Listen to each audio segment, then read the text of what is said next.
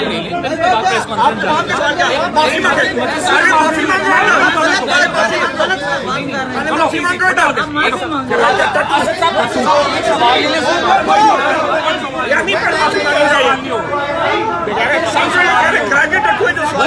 पता है तुम्हारा